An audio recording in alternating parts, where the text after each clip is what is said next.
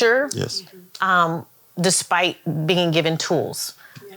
Every time we try to come together, they do something to divide, stripping our males and our men to the place where they can just take the women and do what they want. You don't get to be a man. You don't get to be a husband. You don't get to be a father. You can't build a family. You can't build a community. So when you see Black Americans, in ghettos and shooting each other and doing a lot of things, there's a whole lot of things that help set that up.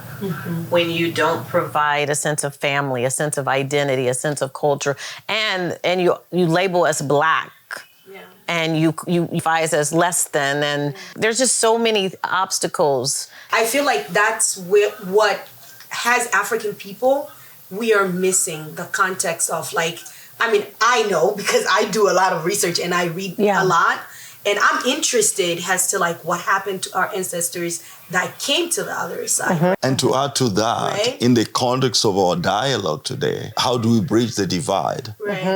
That has been sold to us. Right. Yeah. That's the picture we see. That's the picture we see. Yeah. When you come from Africa, you're being told, don't go there. They're drug dealers. They kill each other. They are good for nothing.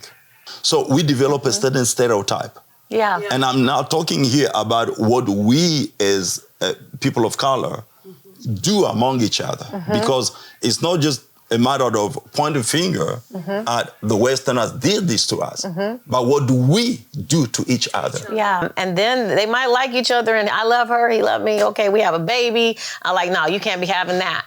So you can't even get married. They had this whole jumping of the broom to signify they were legally married, but you don't have rights. You don't have a right to a wife or a family. And then they'll just sell you off. And then your people are somewhere over here. Scattered over here. And so you talk about trauma. You talk about mental health. I feel like we're extremely resilient people. I mean, for us to not survive, but we lived through slavery. The mere fact that I'm sitting here today is a proof and a testament to what we've lived through.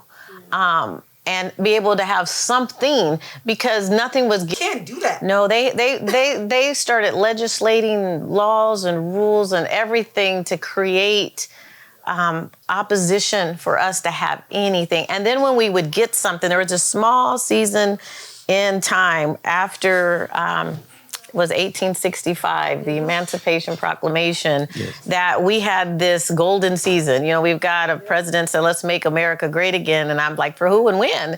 You know what I'm saying? Did that happen, right? And so I was like, oh, maybe that sweet season where we actually got to run for office and be at the table, and we actually got to build wealth. And they stripped that away so fast. And it's never been like that since. So whether it's Jim Crow, whether it's who can vote, whether it's creating tests that you have to take, but, separate but equal.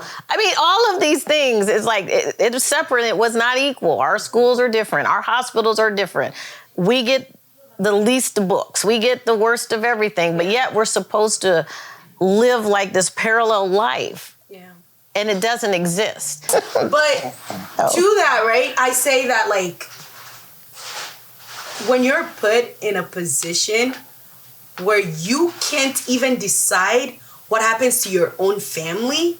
Or your own body. Or your own body, how can you tell me that I'm in control of that? How can you blame me?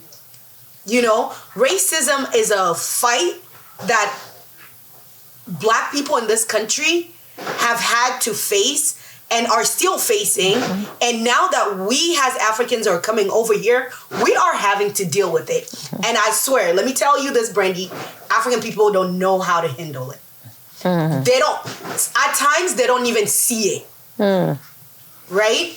They don't even see it. They don't see it when it happens. So when I was having that conversation this June with those elders, and they told me, these African Americans, they're so mean to us. When we come here, they should be our brothers.